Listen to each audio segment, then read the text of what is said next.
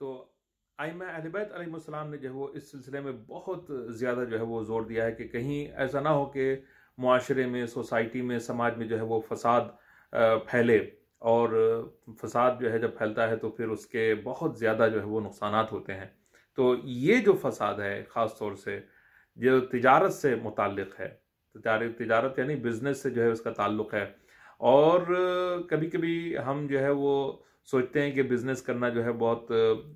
یعنی ایک مشکل کام ہے، بالکل ایک بہت بڑی مشکل کام ہے، لیکن اگر شرعی لحاظ سے دیکھا جائے تو یہ اور مشکل ہے، اس لیے کہ تجارت کے اصولوں کو جانے بنا، یعنی کہ جو اصول شریعت نے بتائے ہیں اس کے مطابق اگر انسان تجارت نہیں کر رہا ہے، اور تجارت میں کبھی کبھی ایسا ہوتا ہے کہ جب انسان کبھی اس کا بزنس جو ہے بہت زیادہ آگے بڑھ جاتا ہے تو اس کے لیے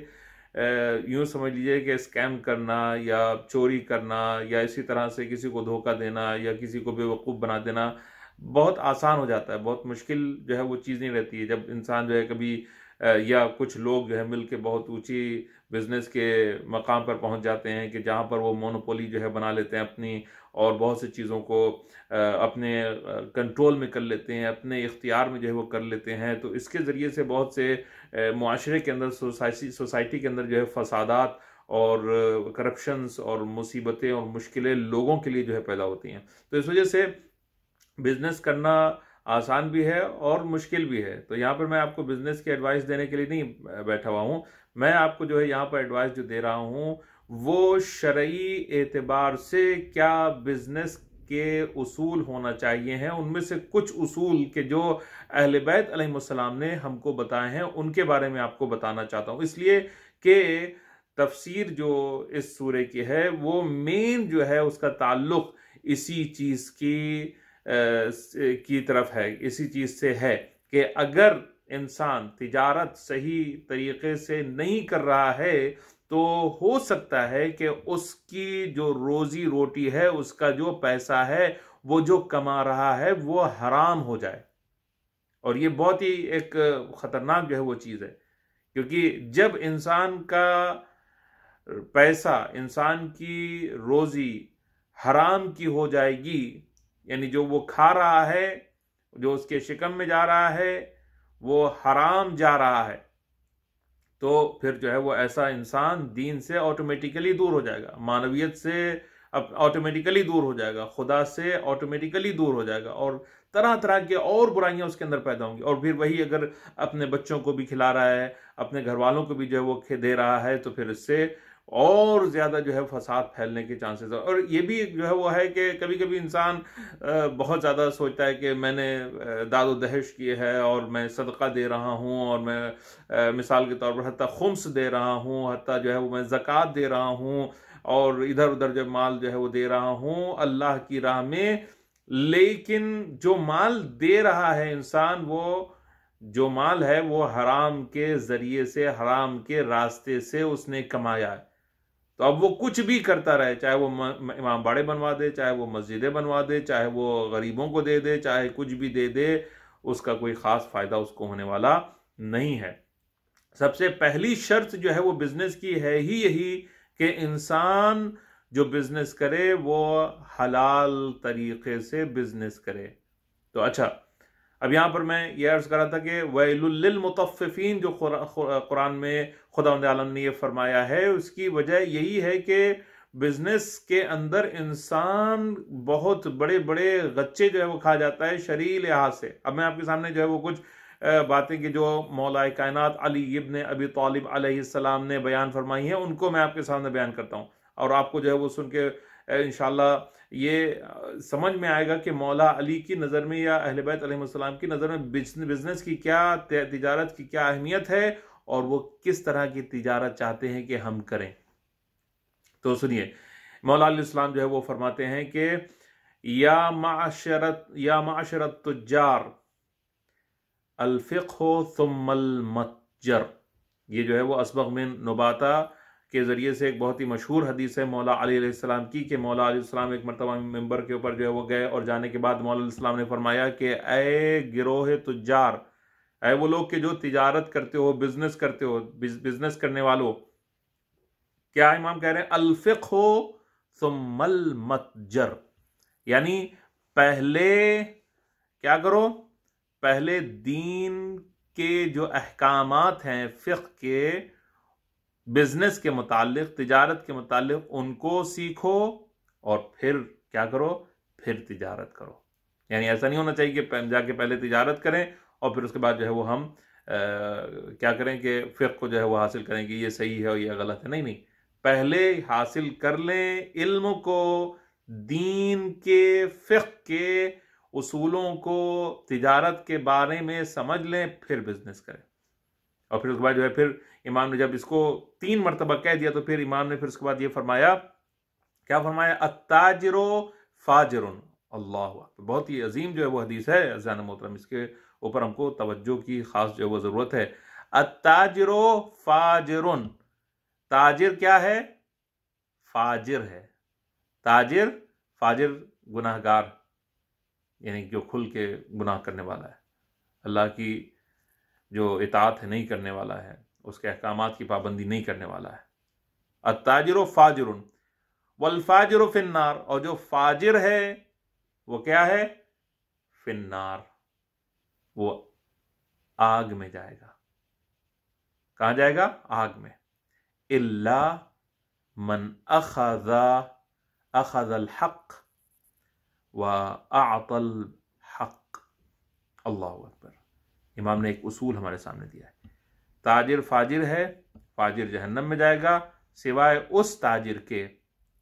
کہ جو تجارت جب کرے تو وہ حق لے اور حق کو دے۔ یعنی تجارت جو کر رہا ہے اس میں حق لے اور حق دے، جتنا اس کا حق بنتا ہے وہ لے، جتنا دوسرے کا حق بنتا ہے اس کو دے۔ تو میں نے کہا نا کہ اس کے بہت بڑے بڑے اپلیکیشنز جو ہے ہو سکتے ہیں۔ الویل للمطففین، لوگ جو ہیں وہ کبھی کبھی لون لے لیتے ہیں، اس کے بعد جو ہے پھر ایسے کام کرتے ہیں کہ جس کے ذریعے سے لون جو ہے وہ واپس نہیں کرتے ہیں جان بوجھ کے، حالانکہ کر سکتے ہیں۔ یہ بھی ایک طرح کا شاید ہو سکتا ہے کہ فقہ سے متعلق مسئلہ ہو کہ اگر انسان جان بوجھ کے ایسا کر رہا ہے تو ہو سکتا ہے کہ وہ امانت میں خیانت کر رہا ہو۔ یہ ایک صرف بات آپ کے سامنے عرض کی۔ پھر اس کے بعد بھی مولا علیہ السلام کے لیے ملتا ہے کہ مولا علیہ السلام جب کوفے میں تھے تو یہ امام محمد باقر علیہ السلام سے حدیث ہے کہ امام ہر روز صبح جو ہے وہ نکلتے تھے اور جاتے تھے، اور جانے کے بعد یعنی بازاروں میں جانے کے بعد جو ہے وہ جا کے آواز لگاتے تھے، بلند آواز سے جو وہ کہتے تھے، اے تجار، اے بزنس کرنے والوں، خدا سے ڈرو۔ اور آپ جو ہے وہ دیکھ سکتے ہیں کہ اس وقت کیا بزنسز جو بہت بڑے بڑے بزنسز جو ہے یعنی پہنچ گئے ہیں، وہ کیا کیا نہیں کر رہے ہیں۔ میں آپ کے سامنے بہتر طریقے سے آپ جو ہے وہ سمجھ سکتے ہوں گے کہ آج جو کچھ بھی حکومتیں ہیں وہ بڑے بڑے تجار کے ہاتھ میں ہیں۔ یعنی ہوتا تو حکومت پہ فرنٹ جو ہے وہ دوسروں کا ہوتا ہے، لیکن ہوتے اس کے پیچھے کون ہیں؟ یہی پیسے والے، بزنس کرنے والے ہی لوگ۔ بزنس بہترین چیز ہے، لیکن اس کے ذریعے سے بہت سے فسادات اور بہت سی خراب چیزیں بھی کی جا سکتی ہیں، بلکہ سبھی جو خراب چیزیں ہیں ان کا منبع یعنی ایک حساب سے یہی پیسہ، یہی دولت، یہی ایک حساب سے بزنس ہی ہوتی ہے۔ اب میں آپ کے سامنے یہ عرض کرنا چاہتا ہوں کہ مولا علیہ السلام کی ایک بہترین حدیث جو ہے وہ کہ جو اصول کافی میں موجود ہے، وہ فرماتے ہیں کہ امام نے فرمایا کہ خدا سے خیر طلب کرو۔ امام فرماتے ہیں کہ اس سے تاجروں سے خطاب کرتے ہیں اور کہتے ہیں کہ خدا سے خیر طلب کرو اور لوگوں کے ساتھ معاملہ آسان کرو، آسان کر کے برکت چاہو۔ یعنی جب لوگوں سے معاملہ جب کرو تو اس میں آسانی کرو، تو اس سے کیا ہوگا؟ اس سے برکت حاصل ہوگی، تم کو برکت ملے گی۔ اور خریداروں کے پاس جاؤ، حلم و بردباری کو اپنی زینت بناؤ، قرار دو، قسم کھانے سے پرہیز کرو۔ پہلی بات تو یہ کہ بزنس میں انسان جو ہے صبر سے تھوڑا سا کام لے، ایک بات یہ امام نے فرمایا حلم و بردباری سے کام لے، پیشنس سے جو ہے کام لے۔ پھر اس کے بعد فرماتے ہیں کہ کبھی کبھی کیا ہوتا ہے کہ معاملے اور ٹرانزیکشن کو کرنے کے لیے، کنکلوڈ کرنے کے لیے کیا کرنا ہوتا ہے؟ انسان دوسرے کو یقین دلانا ہے، ٹرسٹ اس کا حاصل کرنا ہے، تو وہ انسان جھوٹی قسمیں کھاتا ہے، خدا کی قسم کھا رہا ہے، قرآن کی قسم کھا رہا ہے، اس کی قسم کھا رہا ہے۔ پھر کیا ہوتا ہے کبھی کبھی جھوٹ بولتا ہے، تو امام فرما رہے ہیں کہ دیکھو قسم کھانے سے پرہیز کرو، جھوٹ بولنے سے اجتناب کرو، بچو، ظلم سے بچو، مظلوموں کا حق ظالموں سے لے کر دو، سود کے قریب نہ جاؤ، پیمانے اور وزن کے معاملے میں پورے انصاف سے کام لو، لوگوں کی چیزوں میں کمی نہ کرو، اور زمین میں باعث فساد نہ بنو۔ یہ کون فرما رہا ہے؟